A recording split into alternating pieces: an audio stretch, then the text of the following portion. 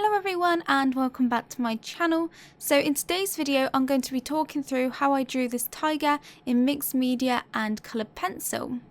So for you guys that are new to my channel, I do new drawing tutorials every single week, so make sure you subscribe and hit that bell icon so that you get notified on my future videos.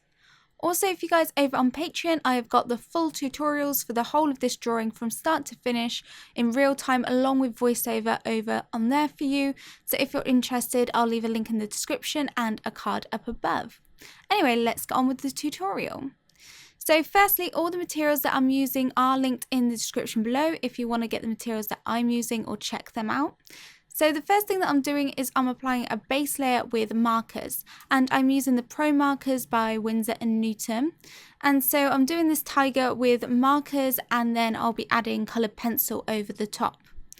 So I'm basically using the black and some grey colours, and I'm using warmer grey tones, and I'm just laying down all the foundational structures of the tiger, so all of the fur marks and all the clumps of fur, so that I know where everything is, and I've basically got a layer down on the whole of the tiger before I go in with the coloured pencils.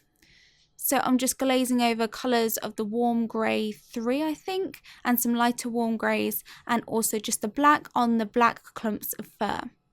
I'm not doing too much detail, I'm just getting in the base layer and I'm just doing the direction that the fur's going in, but I'm not adding lots of individual fur strokes yet because I'll do all that sort of detail with the coloured pencils.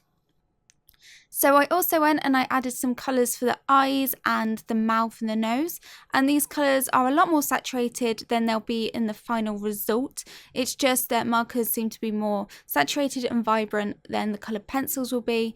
So it looks a bit too saturated at the moment, but it will be toned down with the white coloured pencil and stuff like that later on.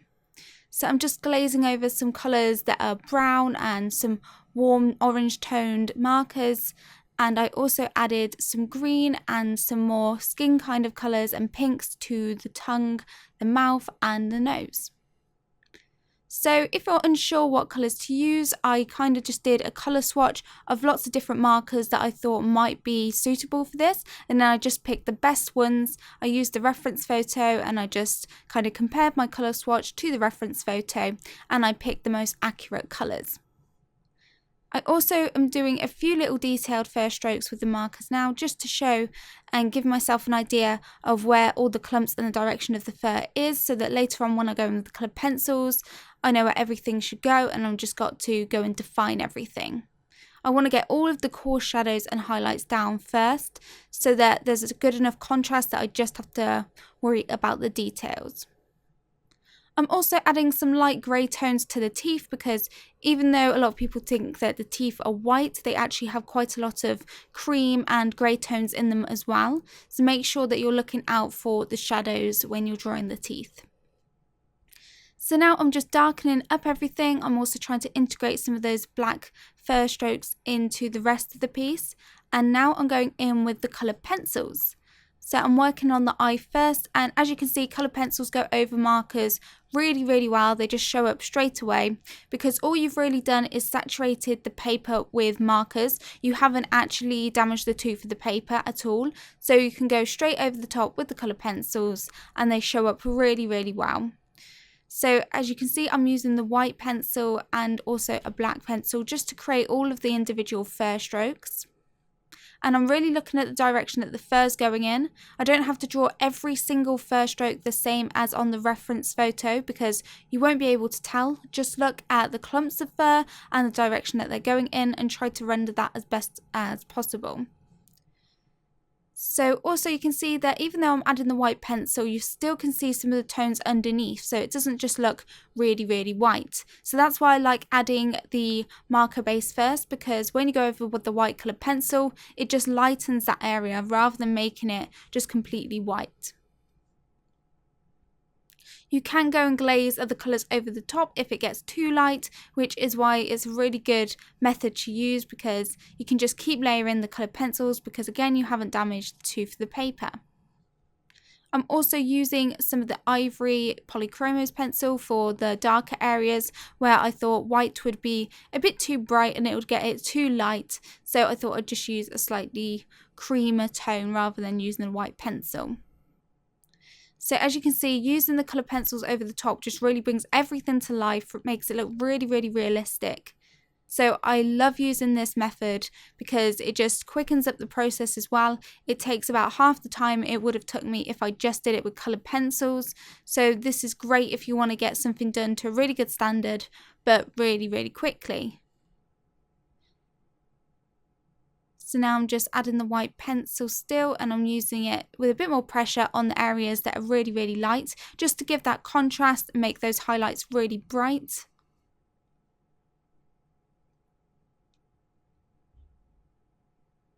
And again, I'm using that cream and that white pencil for the ear, just to mix it up. Certain patches of fur will have lighter tones and then darker tones, so you can mix up what coloured pencils you're using.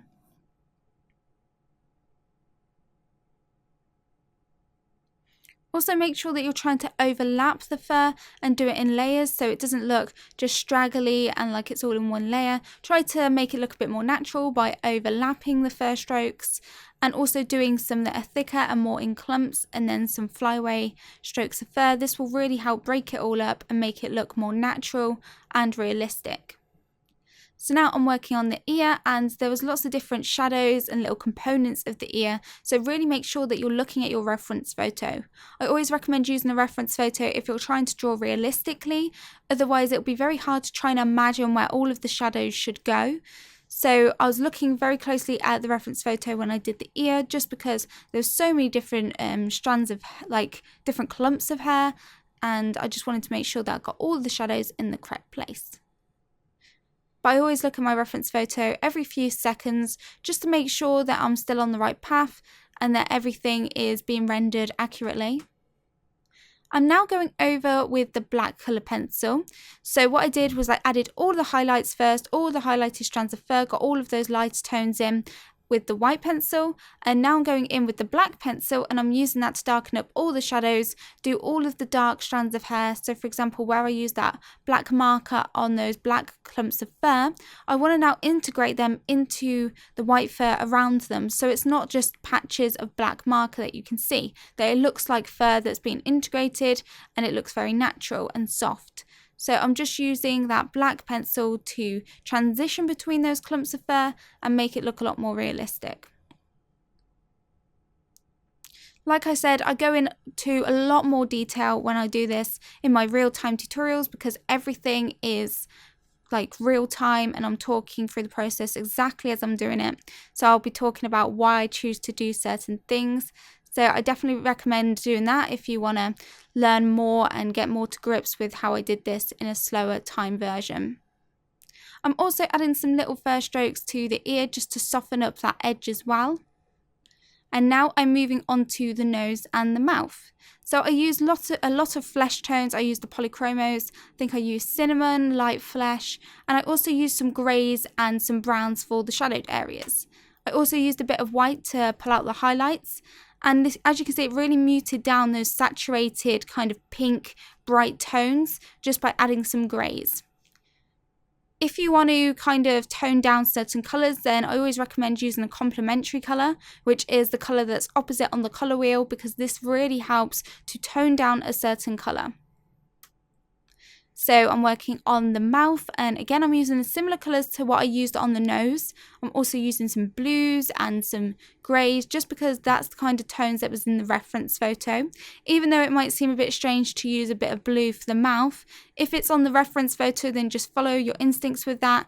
If it's normally on the reference photo, then there's a good reason to put it on.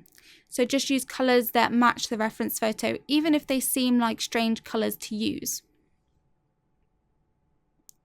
So now I'm moving on to the teeth, and I'm using greys, especially in between each of the teeth, and then I'm using the white to blend it all out and add the highlights. And then there's also some flesh tones where it transitions into the gums around it. So now I'm just working on the gums around the teeth, and I'm using black, and I'm also using some greys and some blues to add that contrast and get that texture into the mouth. And now I'm also working on the fur near the whiskers, and I'll be working on rendering the whiskers in a minute.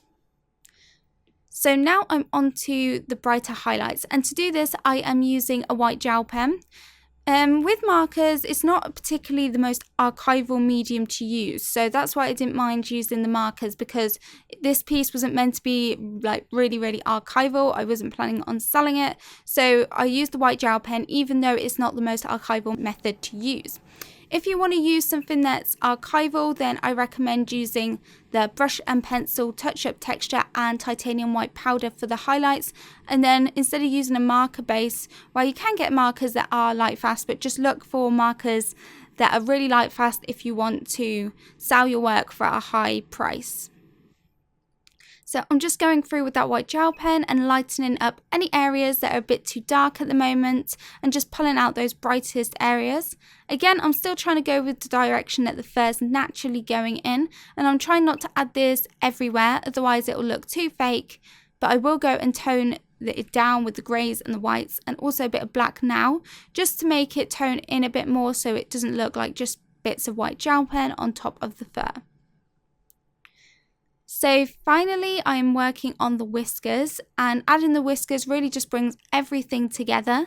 So I'm just using the white gel pen and I'm being very slow with this and just building up those whiskers, and then I'll go in with the black colour pencil just to define the shape of them a bit more and just to kind of thin some of them down to add a bit of variation, because the white gel pen creates quite thick strokes. So I'm just going to tone a few of them down, thin them out, and also render the shape a bit better. Anyway guys, that's it for today's tutorial. If you're new, remember to subscribe if you want to see more tutorials like this on a weekly basis. Thank you guys so much for watching. If you want to follow me on my social media, all the links are in the description below. Thanks for watching, and I will see you in my next video. Bye!